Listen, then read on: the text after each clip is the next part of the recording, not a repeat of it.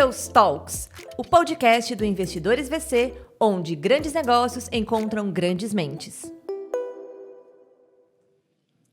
Olá pessoal, sejam muito bem-vindos novamente. Este é o Big Deals Talks, o podcast que reúne grandes negócios com grandes mentes. E hoje a gente vai reunir duas grandes mentes, porque como host desse episódio eu tenho aqui um grande prazer e orgulho de falar que eu tenho ao meu lado um grande amigo, sócio, co-investidor em vários negócios. Meu co-host de hoje, Pedro Sorrentino, muito bem-vindo à mesa do Big Deals Talks. Um prazer estar aqui, como sempre, né? Já estamos aqui há alguns anos dando as nossas mentorias e fazendo os cursos para formar novos investors, sucessores familiares, founders que querem levantar venture capital, e agora trazer um pouco mais assim de, poxa, depois aí de 10 anos investindo, 160 empresas, mais de 15 unicórnios, algumas das pessoas que a gente trabalhou há um tempo atrás para contar um pouco das histórias de guerra aí, né? E uma delas é o meu xará aqui, o Pedro Rosso, que é o CEO da Docket. Seja muito bem-vindo, Pedro. Obrigado, pessoal. Um prazer estar aqui com vocês hoje. Já conhecia o Pedrão, a Muri acompanho já há um bom tempo aí por causa de todo o ecossistema de startups, tecnologia. Eu também te acompanho. Pô, valeu. Baita prazer estar aqui. Obrigado pelo convite. Ótimo. Pô, eu acho que assim, é sempre talvez o melhor formato para essa conversa é entender a tua história de vida, Pedro. Você não nasceu empreendedor? Quando que você descobriu? Você teve alguns empregos, né, antes. Sim. Então conta um pouco pra gente, assim, quem é você, qual a história de sua história de vida e como foi a tua jornada até você entrar pro mundo de startups e venture capital. Boa. Acho que é legal começar contando um pouco ali nos estágios iniciais de carreira. Então, minha primeira história é que eu começo a trabalhar muito cedo, né? Então eu já tinha uma rebeldia interna. Eu ia muito mal no colégio e aí por isso meu pai arrumou um trabalho para mim de office boy, e onde eu fiz meu primeiro dinheiro, e ali eu acho que eu consegui tangibilizar de fato que o trabalho ele liberta a gente, né? Deixa você mais livre para tomar suas decisões, você ganha seu próprio dinheiro. E aí com isso eu fui fazer administração. Parte da minha família é de Ribeirão Preto, e aí tenho origens de lá do interior, e aí eu fui fazer administração lá. Acontece que eu não me encaixei bem em administração, voltei para São Paulo e entrei no o famoso curso de publicidade e propaganda. Nossa, eu fiz a mesma coisa, cara. Na SPM, na SPM. Bom, eu fiz jornalismo, então somos três aqui que sabe-se lá, Deus, né? Como que aconteceu o que aconteceu. Exatamente. Eu falo, cara, eu falo assim, pô, essa veia empreendedora, eu falei, cara, nunca tive, assim, o negócio me incorporou.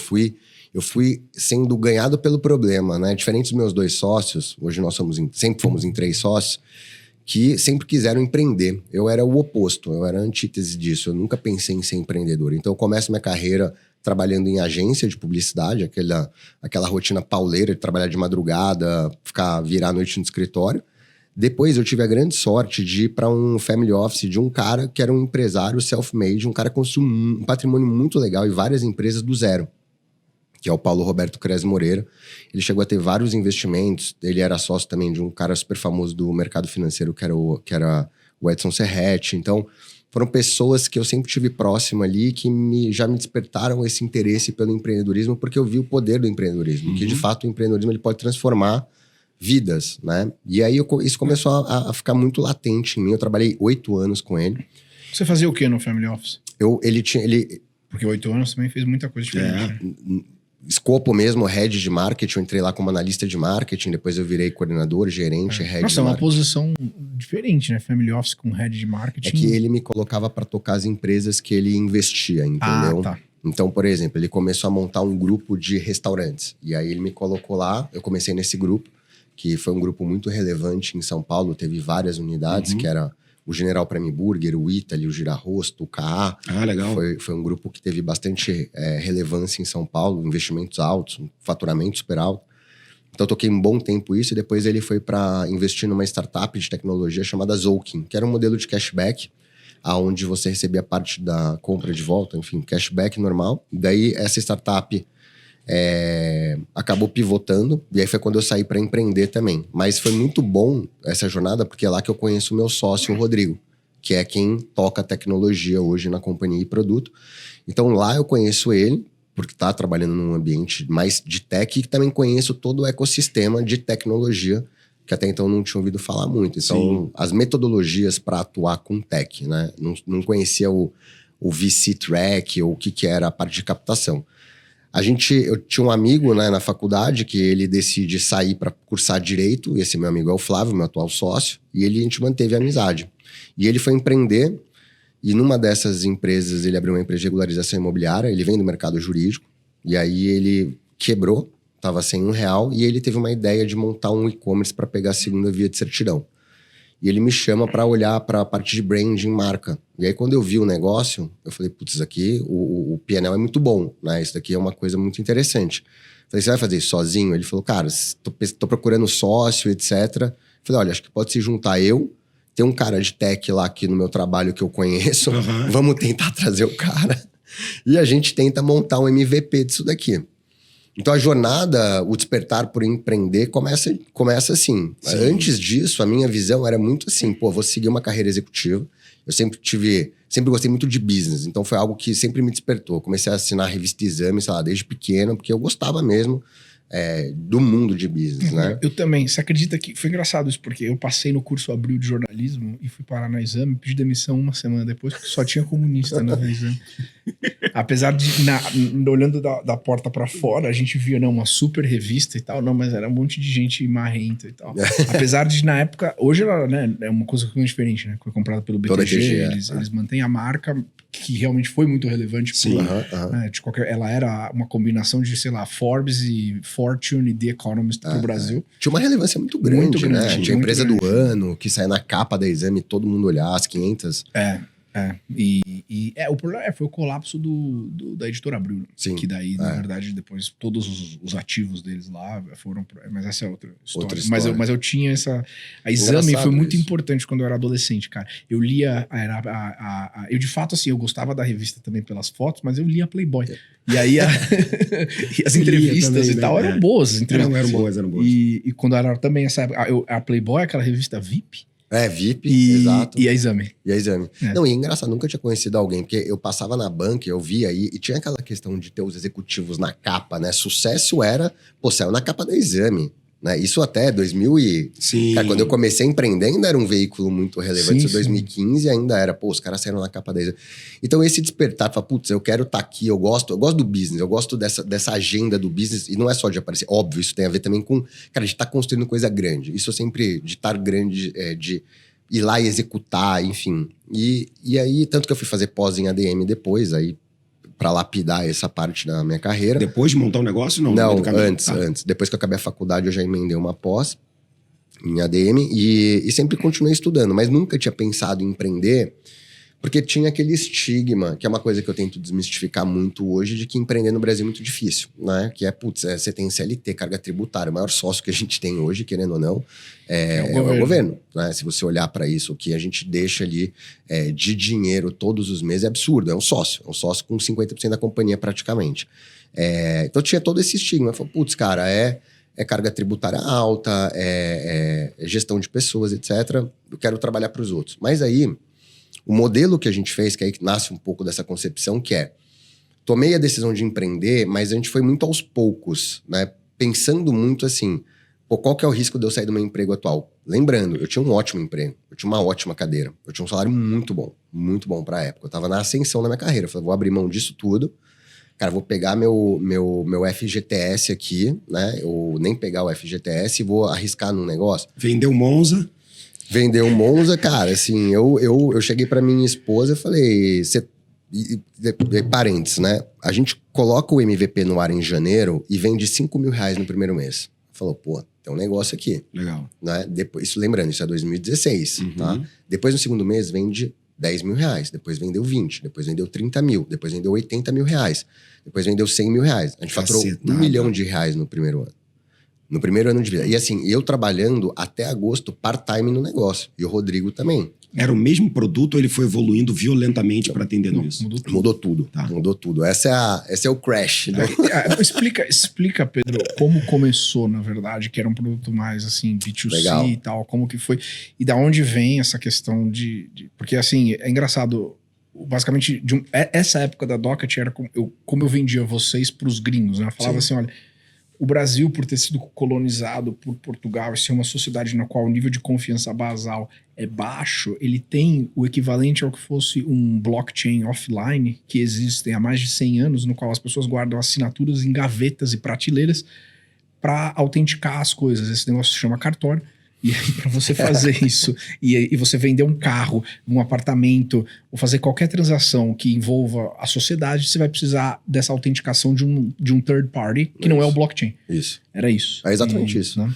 O que a gente fazia? Aí contando um pouco o que é a Docket, né? Vou te falar o que é hoje, mas como ela nasceu. Hoje a gente é uma legal tech, é uma das maiores legal techs do Brasil, e a gente faz toda a parte de centralização de emissão de qualquer tipo de documento no Brasil emitido por um órgão público. Então, isso...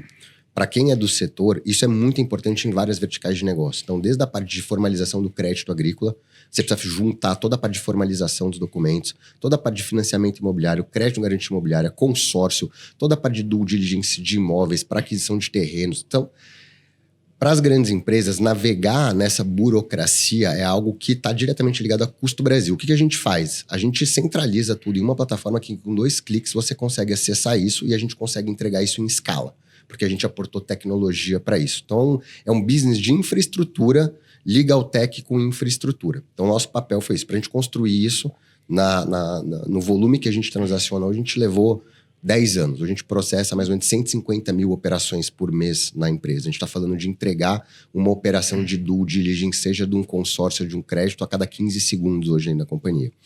E isso numa escala absurda. Mas como que nasceu a ideia? Né? E tudo isso, além da entrega, a gente analisa com inteligência artificial. Então, a gente usa AI desde 2018. A gente foi uma das 6 startups aceleradas pelo Google Launchpad, quando o programa ele acabou de vir para o Brasil. Vocês devem lembrar dessa época. Sim, sim. A tese era a utilização de AI para extração de dados de documento. Então, a gente não é que surfa o hype da AI agora, a gente tem um time de machine learning desde 2018, porque a nossa tese sempre foi, é um flywheel. Eu preciso entender toda a documentação, analisar ela, extrair os dados, confeccionar um contrato, registrar e fazer a custódia dessa operação. Então, é business de infraestrutura mesmo, mas que hoje é feito por muitos back-offices e que tem zero eficiência, né? É custo Brasil que vem uma empresa operar no Brasil e quer dar crédito agrícola, pode colocar na conta que você vai ter que montar um time de formalização de 50 pessoas ali. Sim. A gente tenta fazer isso no menor tempo possível. Isso é um baita de um serviço para o Brasil, porque eu consigo dar agilidade na operação. Tá movimentando a economia. Exatamente. Eu destravo crédito de uma forma muito mais simples, rápida e prática. Mais negócio acontece. E mais negócio acontece e o custo do crédito diminui, porque alguém paga essa conta. Essa conta ela não é absorvida pelo banco ou pelos nossos clientes. Ela é repassada no custo de financiamento. Perfeito. Se você olha hoje para o custo de financiamento no Brasil, 20% desse custo do crédito está correlacionado a despesas administrativas burocráticas que a gente precisa colocar e repassar isso de alguma forma. Então tem toda essa tese, só que a gente entendeu que além de emitir o documento, eu precisava analisar, a gente usa AI para isso e depois leva isso para a parte de registro e liquidação da operação. Então isso é o que a Docket faz.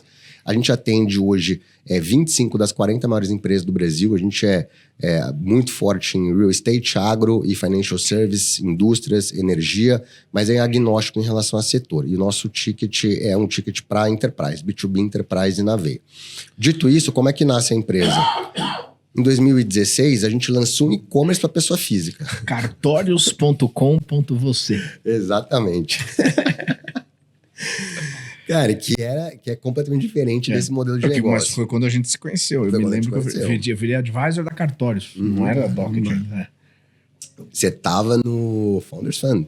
Eu tava trabalhando no Founders Club. E aí Founders Club. O Bruno Yoshimura, meu antigo sócio, entrou em contato comigo. Vocês conheceram como você e o Bruno? O Bruno eu conheço porque quando ele tava montando, ele tava pivotando o QCanto para o pedidos já. Não, delivery direto. Era tanto que tinha na época que... Mas é delivery direto. E eu tinha essa experiência com o restaurante, eu ajudei eles demais a desenhar um pouco dessa visão. E aí ele ficou um amigo em comum, né? Daí eu conheci o Bruno. E aí quando eu resolvi empreender, eu falei com ele. Daí ele falou com o Pedro. Aí o Pedro veio também e falou, cara, o cara mora no Vale, entende tudo de investidor. Você precisa falar com ele. Lembro que você veio do Vale. Eu lembro na casinha casinha, e tal ainda que foi. Nossa, cara, faz tempo. Faz tempo. E assaltaram aquele coworking, cara. E a gente tava lá só. Eu falo assim... Você tem que contar com... Cara, você tem que contar com o fator sorte, cara. Isso, gente. O Brasil não é pra amadores. Em Pinheiros. Uau. Olha só, meu sócio, ele veio de São Vicente. Fala. Não, eu ia falar, foi logo antes ou logo depois que a gente foi lá? Não foi um negócio Foi, assim, eu acho que foi depois. Foi depois. Foi depois. Roubaram Cara, tudo, velho. roubaram tudo do primeiro andar. Do segundo, que era onde a gente ficava, não conseguiram subir a tempo. Eu falo que se os caras tivessem subido, a gente não tava aqui hoje, porque não ia ter dinheiro pra comprar Nossa, mano. notebook de novo, entendeu? Sim. Cara, a gente passou cada perrengue, mas era porque era bootstrap. Então, o bootstrap, ele é muito bom. Porque, cara, você tem aquela gana de caixa. O caixa é muito importante. Então, é assim, não vai comprar notebook novo. É notebook usado, porque é mais barato. Então, assim, você tem que trazer eficiência pro teu negócio. Eu só vou contratar se eu faturar. Então, se eu não faturasse, não crescesse no mês seguinte, não ia ter caixa pra gente contratar. Então, sempre precisa vender o almoço para pagar o jantar durante um ano rodando desse jeito. Em agosto, eu cheguei para minha esposa, a empresa estava indo relativamente bem, entrou um pedido gigante, e aí que a gente começou a olhar para o B2B, porque daí nasce o e-commerce, a gente foi o maior e-commerce para emissão de segunda via do Brasil.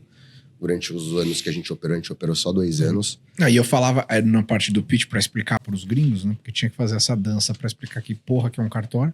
Isso. E aí depois falava assim, mas que nem o Airbnb, que é o maior hotel sem ter quartos no mundo, nós somos o maior cartório sem ter um cartório próprio. Era isso. A gente gosta tem essa tese que o Pedrão usa, ou senão, por exemplo, a gente gosta muito da tese de teoria da agregação, né? Que é iFood, Spotify, que são mercados desconexos, descentralizados, que você coloca um layer de tecnologia na frente e simplifica toda a experiência do usuário. Esse então, é pro momento atual. Exato. O momento atual é isso que a gente faz no final do dia, mas com foco em B2B. O que acontece? No meio da jornada ali de 2016, vem um cliente B2B pelo nosso formulário do e-commerce. Esses são muito bons, cara. Eu lembro uma vez também que foi assim, na SendGrid, isso antes de virar Vicito, tinha um cara também chamado Ben, tinha uma empresa chamada Cold Brew Labs, e aí ele preencheu o formulário do site que precisava de 100 mil e-mails por mês. Depois a porra da Cold Brew Labs virou o Pinterest, e aí assim, mandando 1 bilhão de e-mails por mês. É isso. Às vezes você tem que ter forma e prestar atenção. A maior parte é spam, mas às vezes vem. Deus abençoa. Cara, e veio aquele... Cara, e você fala assim, se não teve um fator sorte, não acredito, cara. Tem, porque assim, você tem que estar preparado, óbvio. Cara, chegou lá um banco pelo nosso Forms e falou, eu preciso de 80 mil operações.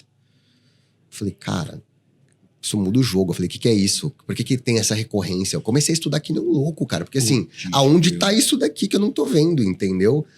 A gente teve que se adequar ao banco. Então, assim, desde 2016 eu tenho CIPA, eu tenho relógio, eu tenho auditoria, porque eu precisei me adequar, porque daí entra no game grandes empresas, SI. O que é CIPA e relógio? CIPA é um negócio do Brasil que você tem que ter lá brigada de incêndio, tem que nomear alguém, a pessoa não pode ser desligada 2 anos porque ela faz parte da CIPA, tem que ter treinamento de brigada de incêndio. Que isso? Isso dentro do escritório? É. Nossa.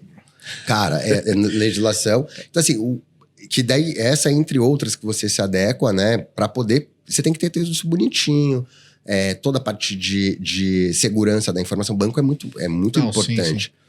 E a gente precisou se adequar. Então, essa nossa característica surge há 10 anos atrás, essa governança. Isso foi muito bom para a companhia. Né? Todo mundo certinho, tudo bonitinho ali, pagando sempre em dia, tudo correto, para poder atender grandes empresas. Se fosse uma empresa, era B2C, mas se fosse uma empresa que não fizesse esse pedido, mas fizesse um pedido que não era tão grande, mas teria que mudar muita coisa, vocês teriam pegado? Eu acho difícil. Eu acho que difícil. Ou seja, foi porque caiu aquele raio do Enterprise ali. Você sabe por que, Amuri? A gente tava girando naquela... Por que eu tô te falando isso? Porque naquela época a gente girava um volume muito alto. O B2C era um negócio que assim, putz... Por que eu vou fazer outro descobri, jogo? Mas a gente foi pioneiro, entendeu? Então se não fosse algo que realmente despertasse, né, essa grandiosidade, talvez a gente não tivesse olhado com tanto afinco. Animal. Tanto que a gente no mesmo ano começa a atender Acreditas, e aí depois o próprio Sérgio vira um dos investidores anjo na rodada, né? Que Acreditas tinha toda essa esteira de formalização para a parte de home equity, a gente conseguiu apoiar bastante. E a gente vem super bem em 2016, daí conhecemos o Pedro, lembro bem, a gente fez uma reunião em dezembro de 16, se eu não me engano, passamos ali do coworking, e aí começou a ser ventilado, e aí a importância do networking, né? Porque é isso, cara. Daí o Pedro trouxe, por que vocês não captam? E isso era um negócio que eu era, cara, super novato, eu não sabia o que era captar. E aí você começa a ter esse mindset, fala, putz, cara, isso aqui você pode ir pra VC Track. Aí, mas se não fosse isso, eu acho que não teria despertado isso, né? E a gente começa a falar com alguns fundos. Então a gente foi falar com os principais fundos para seed round. Na época não existia nem a Atman, nem outros, né? Vocês vêm bem depois. E a gente capta com a Canary. Mas foi uma coisa super acirrada. A Canary estava acabando Tinha acabado de começar. de começar. Eu lembro de eu ligando pro Marcos e falando assim, eu falo, cara, você tá no começo do seu fundo, tipo, acho que você pôr dinheiro aí, porque vai te ajudar muito essa empresa, é isso. E aí eu vendi exatamente o pitch que eu vendia pros gringos lá e tal. E foi rápido, eu lembro rápido. Eles fecharam o deal em quanto tempo?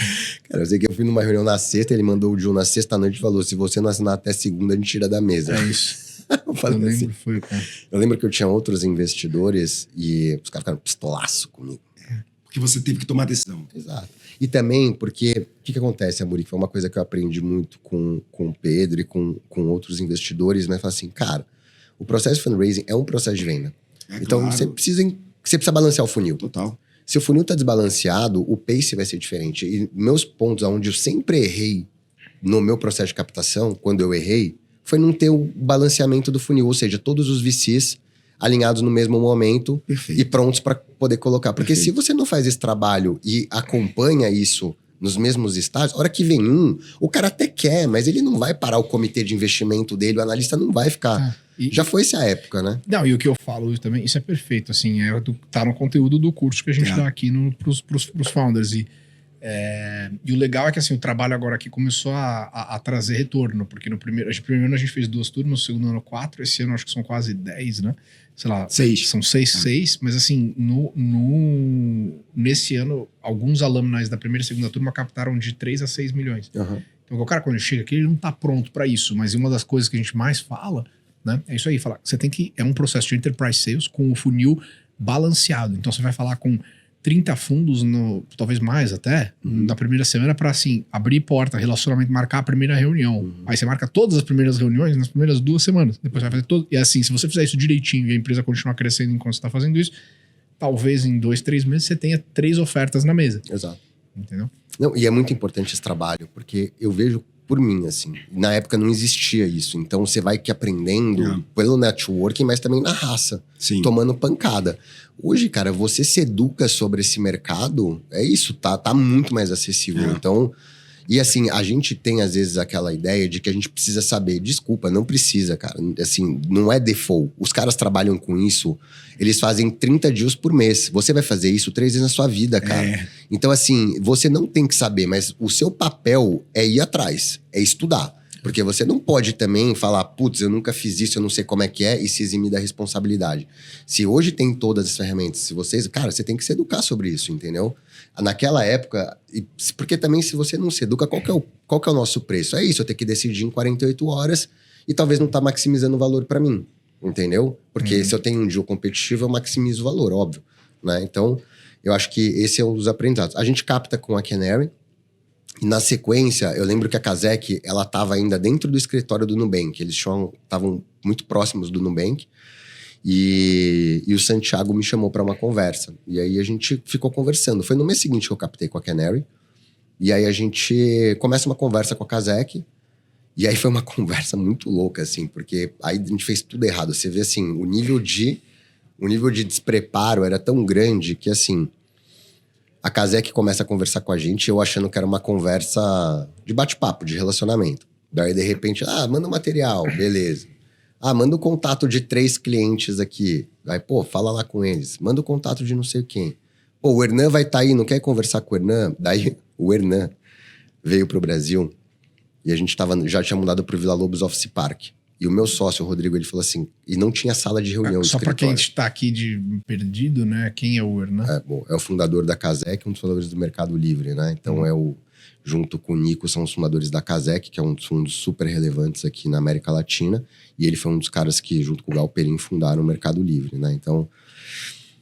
E é um cara muito respeitado, né? Assim, um cara de vice, é um cara... Sim.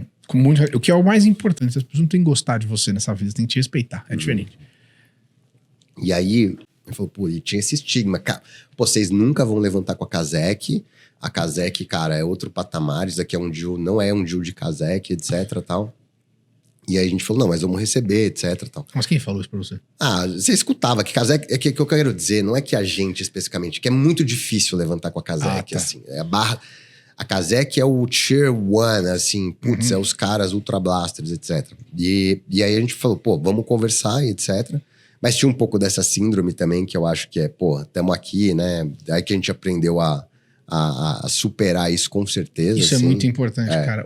É o negócio lá, por exemplo, que acho que é a frase, talvez que ele tá mais famoso agora, do Sam Altman, lá que ele fala, as pessoas muito bem-sucedidas acreditam nelas mesmas de uma maneira completamente irracional. É isso. E você tem que acreditar. Não, e cara, sabe a minha jornada de 10 anos, assim, você superestima demais os outros e subestima demais você. Então, assim, cara, você, assim, se você tá executando, você é bom e você tem que acreditar nisso. É como a gente acredita todos os dias. E olha o que você construiu, tem que ter orgulho das coisas que você fez, entendeu? E consistência e resiliência vence, né, cara? Assim, é isso. Disciplina, é isso. Consistência, resiliência, disciplina. E aí a gente falou, pô, vamos chamar os caras pra vir aqui. Não tinha sala de reunião na empresa. E aí, cara, eu lembro que a gente abriu o notebook no jardim do lugar que a gente tava, botou o Hernan pra sentar no sol, cara. Tava uns 40 graus. E não enxergava a tela, o pitch, porque o sol batia, cara. Eu sei que o Hernan saiu da reunião e falou assim, olha, se vocês estavam querendo convencer alguém que vocês não estavam precisando investir, vocês conseguiram, cara. Porque foi tão ruim que o cara falou isso pra gente. Tipo, a gente nem precisa, vamos... Aí meu sócio, pô, não falei pra pegar a sala, etc. Eu falei, pô, cara, R$500 a sala, você acha que a gente vai gastar? É muito bom. E você olha e fala, esses caras são ótimos. Eles só estão focados em ganhar dinheiro e executar. Tipo, como é que eu vou...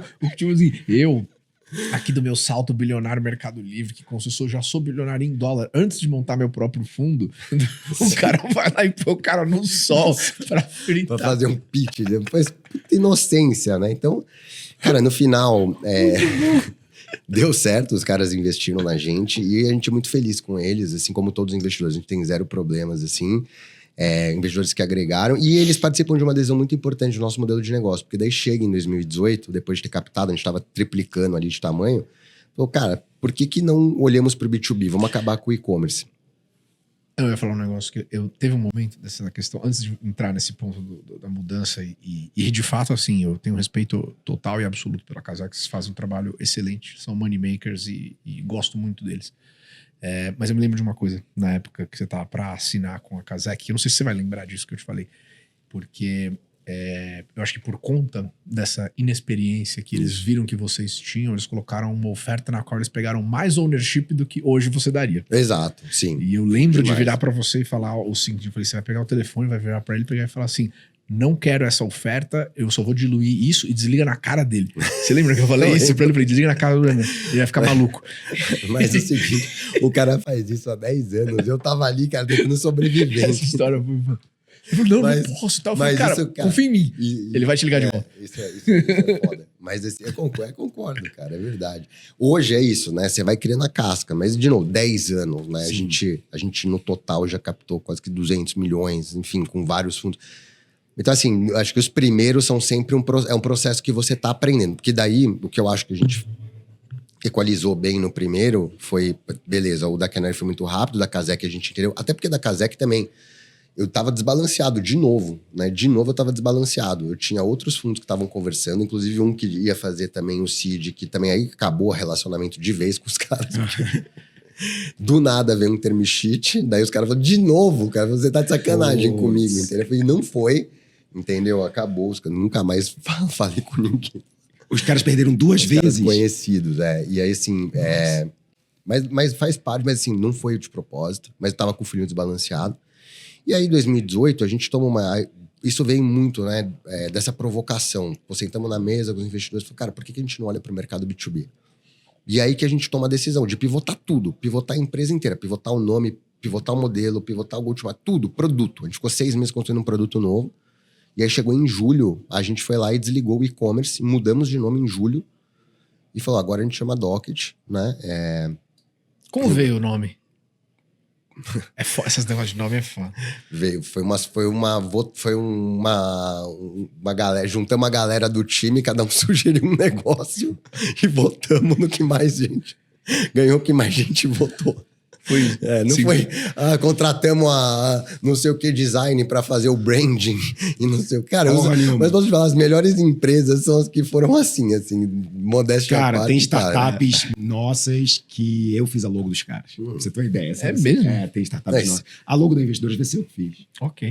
Tudo bem, a nossa faz parte, né? Mas tem startups nossas no portfólio que eu falei, cara, isso aqui tá um lixo. Mas a gente tem grana pra rebrand, não tem tempo. O que você acha disso aqui? Uau, maneiro. Teve startup, nós, que fez fundadores com 40 mil de receita, capengando. A gente fez um monte de mudança, falou, muda o seu nome. O nome era horroroso. Transformamos em Repedil. 350 mil reais de receita. Caramba.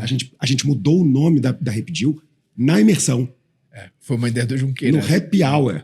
É. Repediu, mudou o nome, cara, os caras voaram. Olha que loucura. Claro, aí muita tecnologia e tal, mas essas mudanças do nome, Sim. como é que aparece, né? De onde é muito que louco, veio. Não, e o cara é trabalhador também. Eu vejo, eu sigo ele no Instagram, todo Ele dia é bom 4h30, pra 4h30 da manhã ele tá lá postando. Time bom pra caramba.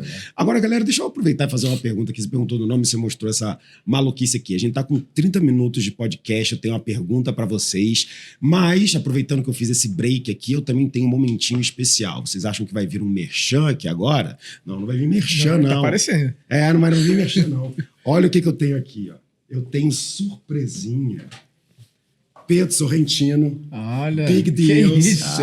no nosso podcast, tá aqui, Boa. junto com a camisa Obrigado. da Minimal e com a cartinha escrita pelo nosso time. Que isso. E claro, amor. pro nosso guest. Porra, Muito obrigado. Caraca, que animal. Temos aqui Pedrão, Valeu, amor. no podcast número 36 do Olha Big só. Deals, já emoldurado, bonitinho Que pra lindo, fazer. hein, cara? A banca tá aqui, ó, galera, ó. Tem Excelente. cartinha escrita à mão pro nosso time. Apesar do nosso papo envolver AI, análise de contratos, OCR, machine learning, isso aqui foi escrito à mão de humanos, tá? Cada vez mais raro. E o pessoal tá recebendo também Muito bom. uma camiseta da nossa investida, da Minimal. Então vocês estão ganhando uma t-shirt da Minimal de presente, os nossos apoiadores, patrocinadores master aqui do nosso podcast. A minha pergunta é a seguinte. Bom, então parabéns. Muito obrigado. Eu adorei por estar Só esse um aqui. parênteses. surpresa. Eu não Não. tava esperando isso. Adorei. E um parênteses, eu sou embaixador da Minimal. Então, se ainda olha vocês só. forem comprar, eu vou passar meu cupom depois. Foi excelente. Só uso o Minimal, cara. Cara, a gente Meu guarda-roupa inteiro. nós somos super suspeitos, investimos e eu compro pra caramba, dou de presente. Meu presente de Natal vai ser sempre mínimo Sim. a partir do meu dia do investimento. Eu adoro. Cada vez mais tenho gostado dessa brincadeira com offline aí. O Pedro sabe disso. Temos uma tese aqui no Black que é pra atacar isso. Então, galera, espero que vocês aproveitem, escutem o podcast. É o nosso jeito de retribuir isso. E eu vou aproveitar essa pausa então pra jogar essa minha pergunta aqui, cara. Eu sou um cara de produto. E eu gosto muito de tecnologia, eu gosto muito de design, eu tento transformar isso. E em todo momento que você está falando para mim, eu tô pensando, cara, que negócio legal, porra, que demanda chata no Brasil, poxa, não ter que sair de casa, poder fazer tudo remoto, transformar isso em API, colocar nas empresas, bicho, você poupou muito tempo. Mas esses cartórios, como o Pedro falou, eram o poço da antiguidade. Esses caras tinham um sistema em COBOL, em Pascal, rodavam aquelas coisas legadas num computador empoeirado. Como é que vocês conseguiam pegar a segunda via das coisas? Como é que foi esse processo de levar a tecnologia para os caras? Eles já tinham um RP que foi se atualizando? Você teve que procurar os que já tinham um RP melhorzinho? Teve que entrar junto nos caras? Deve ter sido uma maluquice, né? Como é que você faz o que você faz? Não precisa contar, obviamente, o molho secreto, mas o que foi naquele momento essa primeira fase de digitalização? No primeiro momento foi muito difícil. A gente tentou automatizar o máximo que dava, automação simples mesmo. Então, desde disparo de e-mail, porque ainda se fazia muito disparo de e-mail, né, para depois conferência. É só para você entender o nível de complexidade, tá, Muri? Eu costumo dar isso de exemplo. O Brasil, ele tem 5.500 municípios, mais ou menos. Cada município tem um fórum, uma prefeitura e um cartório. Cada um desses órgãos públicos emitem mais ou menos de 5 a 7 documentos diferentes, com nomes diferentes, com preços diferentes. Só na esfera municipal, em 3 instituições públicas, olha o nível de complexidade que eu tenho para uma empresa que opera Brasil. Sim. É muito grande. Aí eu tenho a esfera estadual, depois a federal e as zonas, 4ª zona, 5ª zona, daí eu tenho os TJs. Então não é só a questão dos cartórios, são todos os órgãos públicos. Por exemplo, uma CND de IPTU que eu preciso para fazer uma liberação de financiamento imobiliário, eu pego na prefeitura. Então o nível de granularidade ele é altíssimo. Dito isso, como é que a gente fazia no começo? A gente olhou para isso e falou, nós vamos automatizar tudo com tecnologia, fazendo RPA. Então eu usava muito RPA para conseguir fazer todo o processo de automação. Quando veio a pandemia, aí houve uma agenda muito forte de digitalização, que também a gente surfou muito isso daí. Os próprios órgãos chamaram essa agenda. Sim. Porque para eles não é interessante fazer isso também no offline, porque você reduz custo. Eu tiro balcão, eu tiro fila, né? Eu deixo o processo mais ágil. Se eu vou ter que ir lá de qualquer jeito, porque isso garante segurança jurídica no Brasil, e por isso a importância dessas instituições para garantir validade jurídica nessas operações, pelo menos vamos tentar ter uma experiência mais digital. A questão é que se eu lido com isso de uma forma ultra complexa e descentralizada, como é que eu agrego isso? Por isso que eu falo tanto da teoria da agregação. E muito mais do que fazer a emissão da documentação é quanto tempo eu gasto analisando? Quanto tempo o meu time? Então, por exemplo, a gente pega aqui, a gente tem muita empresa do agronegócio como cliente. A gente operacionalizou agora na safra, em janeiro, 100 mil operações do agro, né? Então, as maiores empresas do agro são clientes da Docket. Quando ele recepciona esse volume de certidão de penhor, alienação fiduciária, ele precisa de um time para analisar o que consta. Se eu uso o AI já para direcionar esse time, não fazer o trabalho sozinho, é um copilot do time de formalização, e com a AI, meu tempo de processamento, ele não gera uma fila. Eu consigo dar vazão a 2, 3 mil análises nos mesmos 30 segundos. Então, eu consigo ter um ganho de escala do meu time, que faz a parte de entender o que consta dentro daquele documento para eu poder fazer um contrato, absurda. Para clientes nossos, a gente teve um saving de 30% no tempo de análise, cara. Tipo, é 1/3 quase do tempo analisando. O cara consegue liberar crédito. A gente teve clientes, produtores, que chegaram para os nossos clientes na safra e falaram, cara, tá muito rápido isso daqui. O cara demorava 2 meses para receber uma resposta, para assinar uma CPR, para poder fazer todo o financiamento da safra dele. O cara tá recebendo em 2 semanas. Uau. Porque eu consigo também fazer esse tempo de análise ser muito mais rápido. Sim, entendeu? perfeito. E você tem concorrente hoje, Pedro? Porque é uma plataforma tão única. Talvez em pontos específicos da cadeia, mas full stack como você. Não tem. O que a gente tem são pontos da cadeia, mas assim, quem faz essa jornada como a gente faz hoje, não tem. A gente não tem. Até porque eu acho que assim, não é algo que você constrói da noite por dia. Então, por exemplo, parte de pagamentos. Cara, a gente processa milhões por mês de antecipação de pagamento, porque eu preciso pagar para emitir. Esses documentos não são crawlers, são documentos que você precisa fazer um upfront de pagamento. Então, assim, isso tem uma robustez, daí tem todo um compliance que a gente foi digitalizando. Tem uma plataforma interna, cara, que é basicamente um sistema financeiro para pagar isso e conciliar depois. A gente é auditado já há 4 anos, auditoria externa. Então, assim, tudo batendo na vírgula, mas a gente precisou criar sistemas robustos para isso. Monitoramento, então, sistema de treinamento dos nossos algoritmos. Tem 2 tipos de algoritmos hoje na Docket. Tem o algoritmo especializado. Então, assim, contrato social. Eu tenho um algoritmo que só lê contrato social e extrai todos os dados do proprietário daquela empresa. E porcentagem. Tem um algoritmo específico. Matrícula de imóvel. Eu tenho um algoritmo que só lê matrícula de imóvel. Eu tenho um algoritmo que só lê procuração. E depois eu tenho os genéricos, que lê conta de água, luz, IPTU. Só para treinar esses modelos, eu não uso só LLM. A gente tem um híbrido de visão computacional com algoritmos proprietários. Claro, senão fica muito caro e lento também. E lento. E a acurácia é horrível, entendeu? Porque quem tem o data lake é a gente. A gente que tem o data lake. Porque no final do dia, é essa questão. Eu estou capturando esse dado. Então, qual que é o flywheel? Eu preciso fazer a busca dessa documentação com a melhor experiência possível, eu capturo essa documentação, dou um metadado estruturado para o meu cliente, uso o metadado para treinar modelo, que depois eu coloco produtos on top disso para que ele se beneficie e tenha uma análise cada vez mais rápida. Então, isso acaba se retroalimentando e eu vou abrindo o portfólio de leitores especializados à medida que eu abro novos documentos. Legal. Então, voltando ao assunto, né, de rodada, a gente não tinha essa visão nem essa clareza, mas a gente capta com a Casec em 2017, 2018 a gente pivota o modelo de negócio. Esse é um parênteses importante. Quando a gente pivota o modelo, Amuri, ninguém tocava vendas. Então tinha um sócio que tocava produto, que é o Rodrigo, o Flávio tocava operações e eu tocava a parte mais de negócio, não é? E aí a gente entendeu, cara, precisamos ter alguém que foque em B2B. Era um business PLG. Não, na verdade, um business não chegava a ser PLG. Ele era PLG, mas assim, o meu canal de aquisição era a Edwards. Então, cara, eu desliguei o Ads ali, pum, caiu a receita do dia pra noite. Perfeito. Daí, imagina, a gente desligou em julho, eu tinha 3 clientes B2B, a receita caiu 80% e falo, beleza, agora vamos vender pras empresas. Cara... Já... Entrou numa outra guerra. Cara... Saiu de Iraque e foi pra Amazônia. Mas é um crédito que acho que muito merecido porque da Casec ter dado o advice correto. né? E assim, e vocês terem aceito também. Porque Sim. poderia não ter aceito. Você fala, não, a empresa é minha, eu não vou fazer.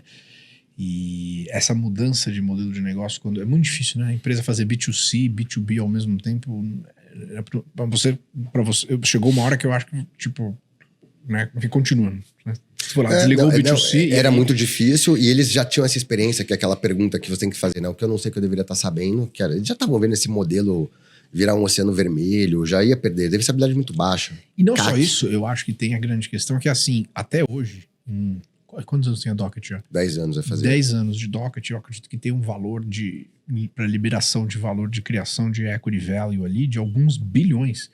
Porque você tá, é isso que você falou, a cada 15 segundos você faz uma operação estruturada de alguma coisa legal pra gente que precisa de crédito, dinheiro, reputação, conhecimento. Pô, está no assim, tem muito valor para ser criado. Hein? Exato. É quase que uma infraestrutura necessária para Pro país o Brasil. funcionar, cara. Pro Brasil. Exato.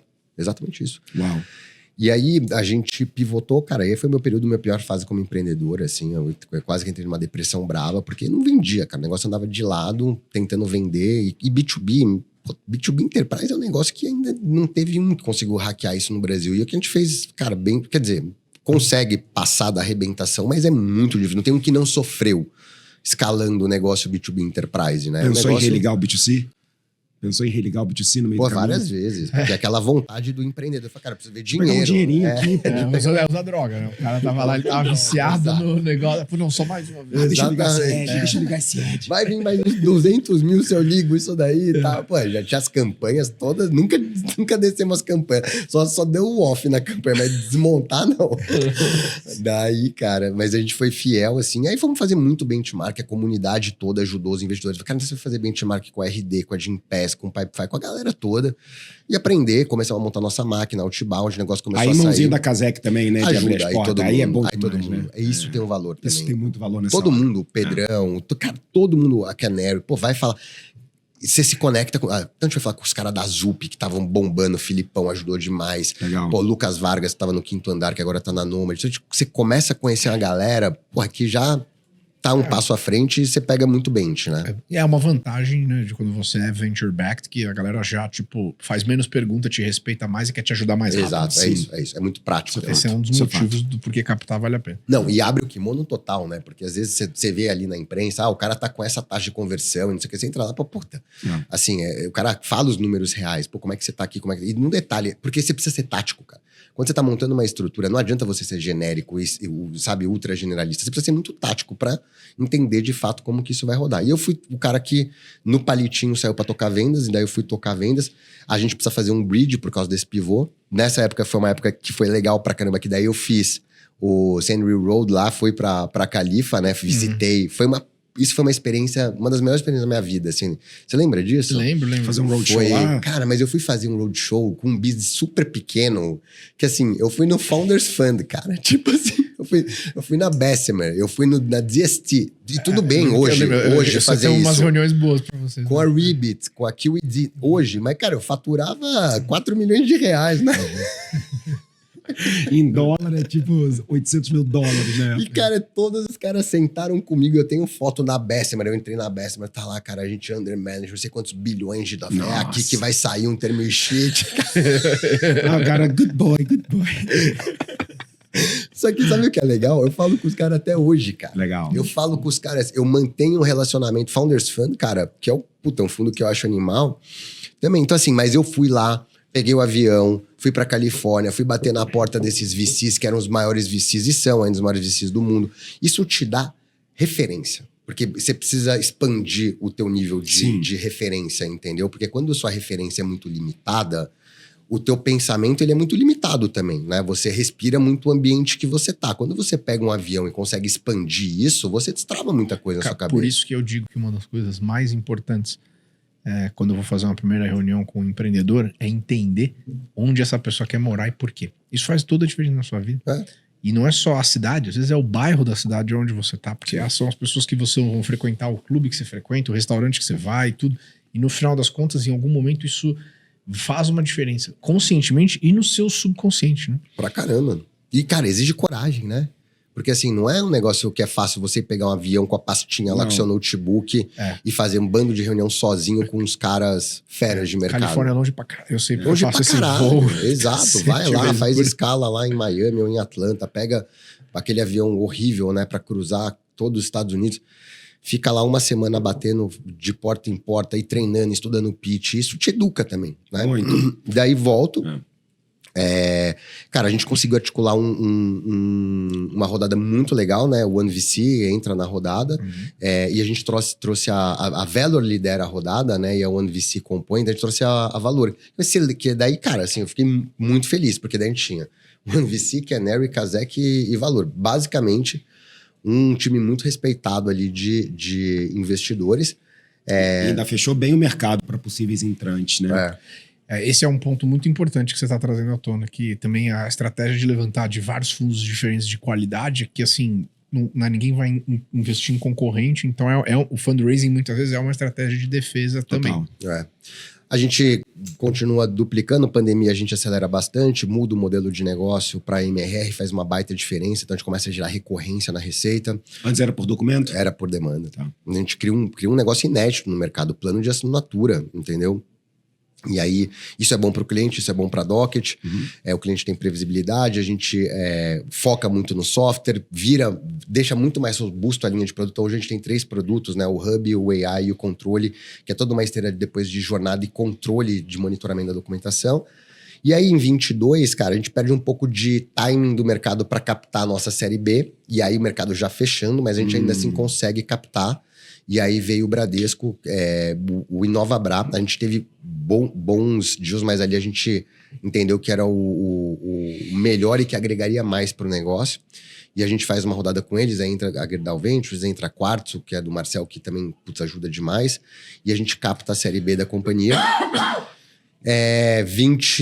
Aí passamos por todo aquele momento de Founders Mode, né? A gente passa por um momento grande de seniorização, depois, vamos a gente. E aí, agora muito focado em break-even a companhia e continuamos crescendo, assim. Aí, quando vem toda a onda de AI, a gente estava muito bem posicionado já. Então, assim, atualmente, cara, a gente vem num crescimento super bacana, próximo já do break-even, super estrategicamente em linha com o que a gente tinha planejado, num momento muito bom que os nossos produtos de AI estão crescendo, 300% ao ano. Então a gente tem extraído muito desse momento do mercado estar se educando e querendo adotar a tecnologia, que é um negócio que a gente usa desde 2018 e, cara, já na veia, assim, não é boostagem, sabe? Não é que, tem um negócio, vamos fazer isso daqui, é um top de AI. Não, cara, já tá. Eu tenho um cliente que paga só para ter a parte de análise com AI com a gente. Tem uma receita grande vindo disso. Então, também muito bacana, cara. E muito ansioso pelo futuro, porque agora a gente tá falando de agentes de AI. Sim. No meu business, que é um business de dado, cara, que é um negócio bagunçado. Isso encaixa na hora. A gente fala que os 2 maiores setores beneficiados no Brasil, que a gente fala muito, né? Que é o setor de saúde e jurídico, cara. Porque, assim, o Brasil tem 1 milhão de advogados, cara. Tem tudo, né? Então, assim... Você precisa ter algo que... Talvez um terceiro seja educação, ainda tá longe, né? Porque vai depender muito, e isso é mais chato ainda com o Estado, etc. Mas também é um que pode transformar muito o Brasil com AI. Eu vou aproveitar que a gente tá entrando no nosso bloco final aqui, Pedros, para fazer uma provocação aqui, cara. 10 anos de Docket, Série B, 200 milhões captados. É muito tempo, muita história, muito pivô, muito aprendizado. Cara, o que você falaria pra você lá atrás? Tipo, qual aquele outcome que você fala assim, hoje eu sei o que eu... Puta merda, assim... e não vale que, sim, continue, vai dar tudo certo. Não, tipo assim, bicho, não traga os sócios no primeiro mês da operação. Se o cara não tá performando, demite mais rápido. Não captaria tanto dinheiro. O que seria... Claro que a gente só pode falar isso depois de ter vivido tudo. Sim. Mas o que seria aquele conselhão ali que você fala, putz, grilo, isso eu teria ganhado mais tempo. O que teria encurtado os 10 anos?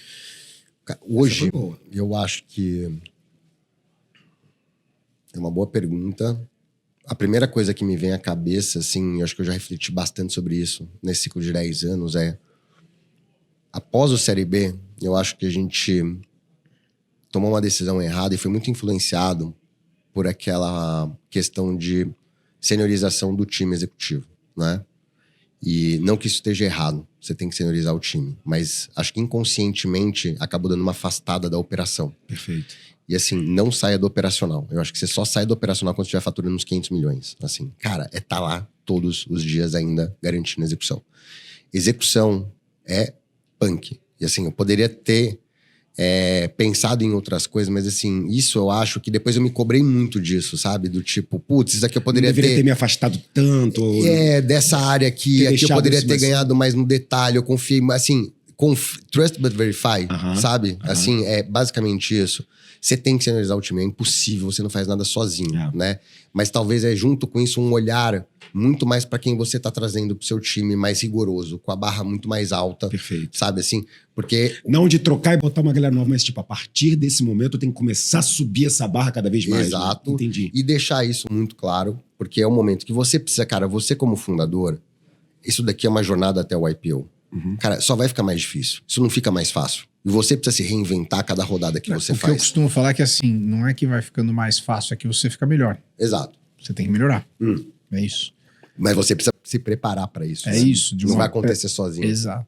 E eu acredito que assim, o compounding da disciplina diária, ele pesa muito mais. Porque no meio do caminho, eu também tive meus problemas e caía e voltava. E aquela volatilidade psicológica, física, emocional. Até algo que é interessante que afetou a nós três, né? É a questão do peso.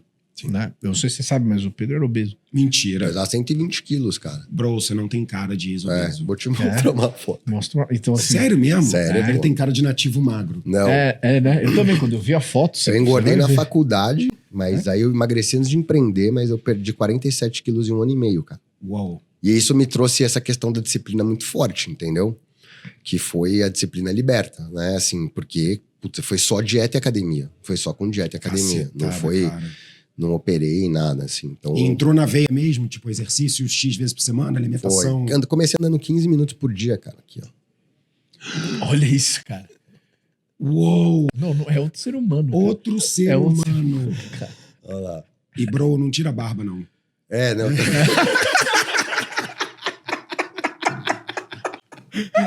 Fica a dica, gato. Fica um lixo. Caraca, bicho, eu era igual você, só que maior. Eu pesei 190. Caraca. Era brabo.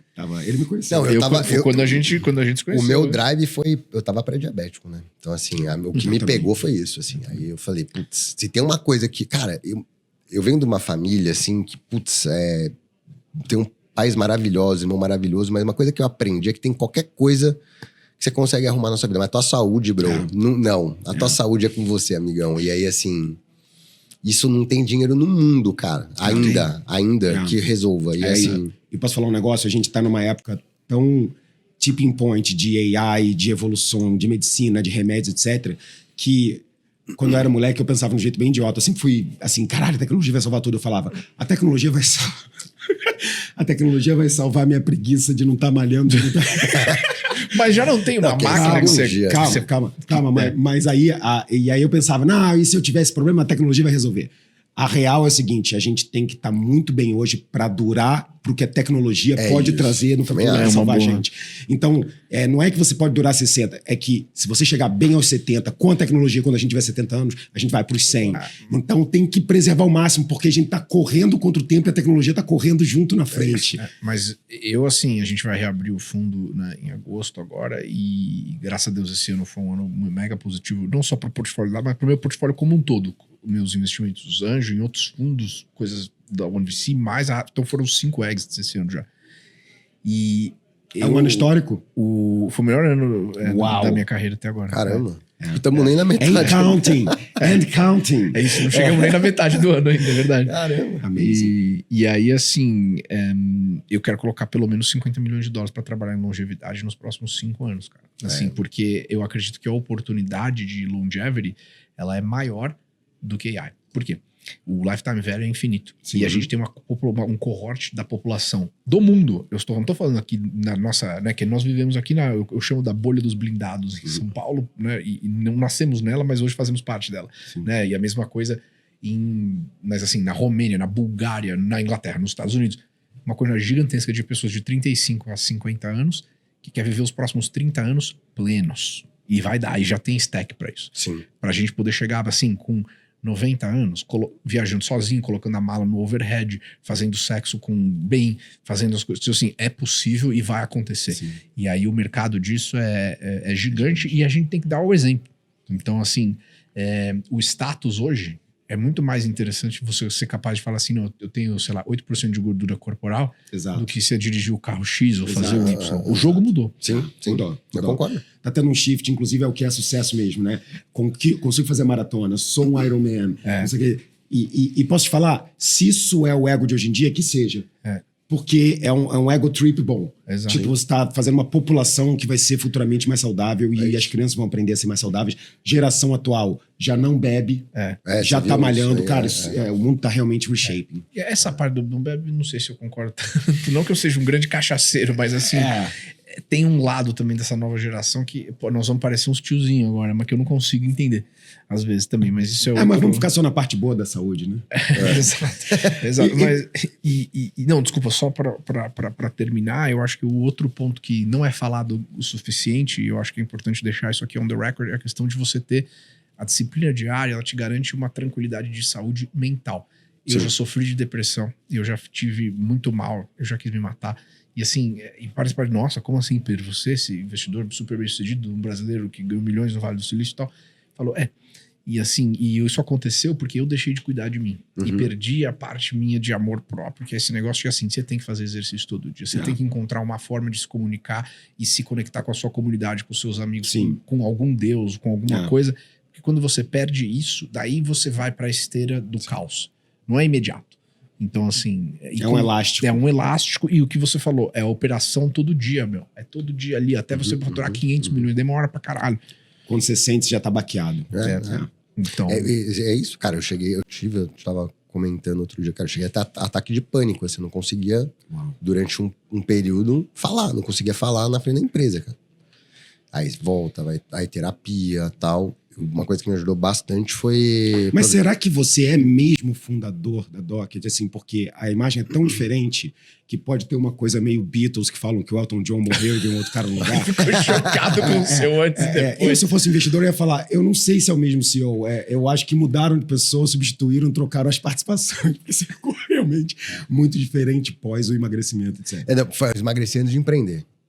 Foi antes de empreender. Foi antes. Foi antes. Senão você não ia dar conta também, né? Acho que não. Acho que ele tinha tido um ataquezinho, assim.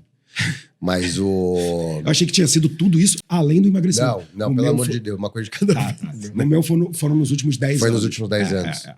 Porque aqui também é uma jornada empreendedora também. Não, super. A gente captou dinheiro com investidores, a gente tem que entregar crescimento todo mês, triple, double, double, é a mesma porra. E isso é muito importante, né? Que é só pra gente ir encerrando. Acho que saber muito o que é o caminho de VC Track, né? Muito consciência do que é o VC.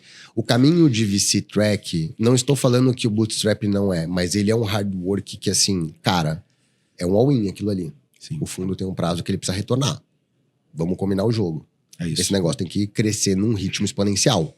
Isso não é um lifestyle business, cara. Que amanhã você fala assim, eu vou me dar dividendo e não vou aparecer talvez 20, 30 dias.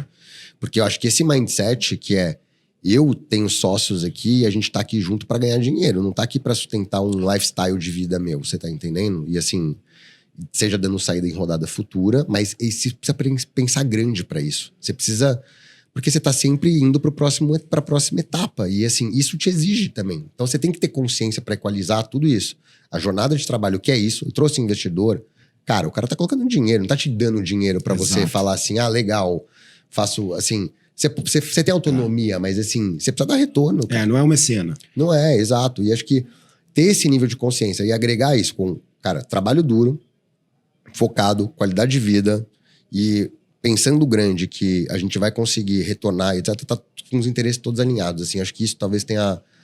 Eu vejo, não pra gente, eu acho que não, mas eu vejo muita gente um pouco achando legal levantar grana, entendeu? E, putz, achando que é legal sair na imprensa. Cara, levantar dinheiro é uma responsabilidade. Sim. Entendeu? Isso é uma responsabilidade de você com o teu business. Você vai ter acesso a capital mais fácil, que bom. Você vai poder testar muita coisa, vai poder criar muitas coisas, mas, pô, lembre-se que tem um outro lado que é o investidor. Cara. E o nome VC Track não é à toa. Você realmente entra numa pista. É como se você estivesse saindo da vilinha, da rua da sua cidade, entrando numa pista expressa. Você tem que ter uma velocidade, tem que ter um ritmo, tem que ter uma disciplina, uma cadência, são outras coisas completamente diferentes da vida bootstrap, que eu acho animal. Que animal. Eu vivi os dois. É incrível. Não tem certo e errado. Exato. Você precisa saber qual jogo, como joga cada jogo. E principalmente o tamanho da sua ambição. Exato. E o tamanho da ambição. Pessoal, a gente está chegando no final do nosso podcast. Pedro, temos últimas perguntas, apresentações, wrap-ups. Eu acho que o grande wrap-up é assim, é te parabenizar, Pedro, por você ser um cara que trabalha com um negócio que para mim é muito importante, que é honra, entendeu? E você tem uma questão de hombridade mesmo, assim, que ao longo dos anos, não é com todo empreendedor que eu tenho isso, e assim, que o relacionamento é tipo vinho, assim, ele envelhece bem e os anos vão passando e a nossa relação vai melhorando. Sim. Porque você é uma pessoa correta e entende exatamente o game disso que você falou. Que nós temos uma relação ótima e super próxima e amizade, mas também tem o interesse do business. Sim. E você sabe exatamente qual que é a contrapartida. Eu acho que a gente tá num momento do ciclo do ecossistema, isso globalmente, não só no Brasil, que tem vários empreendedores que acham que assim, é ok jogar a toalha e saem da operação do business, contratam um outro CEO, vão empreender em outra coisa e não entregaram o resultado. Assim, eu tenho visto isso, tem acontecido, graças a Deus, numa quantidade menor, obviamente, dentro do meu portfólio, mas assim, ver o teu desenvolvimento como empreendedor foi um dos grandes exemplos do porquê que eu me tornei nesses últimos anos, especialmente no capítulo com a Atman, tão explícito com relação assim, tipo, esses aqui são meus valores. Não tem que concordar com todos, mas se a gente não concordar em 70%, eu não vou fazer negócio com você, porque eu não quero dor de cabeça. Porque no final do dia, a gente que faz os investimentos super early, como o Amuri e nós aqui e tal, nós não temos poder no ano 5. Porque no ano 5 vai chegar um fundo gigante, que vai ter governança e tal. Então eu dependo, entendeu? Do caráter da pessoa que eu tô trabalhando. E você é uma pessoa excelente, então parabéns. Super obrigado. Baita honra escutar isso. E a admiração é recíproca também. A gente passou por muita coisa junto. Sempre foi um cara que eu sempre admirei, que me ensinou muito. E eu espero que outras pessoas possam também beber dessa fonte aí. Porque de fato fez diferença pra mim. Né? Fez diferença pra mim em vários momentos. Esse cercar de pessoas boas e que tem os alinhamentos de valores em comum, que eu acho que é super importante também. Caráter e honra, né? Que eu acho que negociáveis.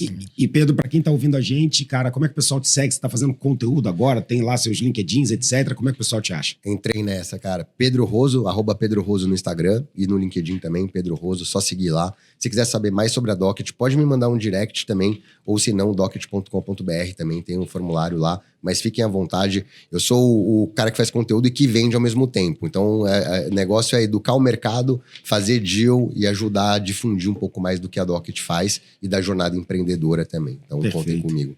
Pedro, como é que o pessoal acha o Pedro Sorrentino, Atman? @Pedro Sorren no Instagram. Começa lá, depois você vai achar todos os outros links. Beleza, galera? E vocês escutaram mais um episódio do Big Deals Talks. E se você quiser ver todo esse conteúdo e outros conteúdos da nossa rede, você já sabe, é @investidoresvc, @amoripinho, em todas as redes, tá? A gente tá lá no Instagram, tá também no LinkedIn, etc. Tem até dancinha no TikTok. Mentira, não tem. Mentira. Tá no OnlyFans? Foi só pra geral em conteúdo. Não, eu tô no Closer, aquele... Tô em outro. Esse eu nem conheço. Mas, ó, é galera, sexta-feira. é sexta-feira, então, ó, muito obrigado por você que assistiu a gente. Não deixe de mandar mensagem para esse pessoal aqui, tá? Porque é lá no perfil deles que vai ter os cortes. Então, para você que chegou no final, pegou só um pedacinho, passou ou tá ouvindo no carro, não assistiu a gente, fica ligado, não deixa de seguir, que vai ter muito desdobramento desse papo aqui. Obrigado, até o próximo podcast. Abraço, tchau, tchau. Tchau.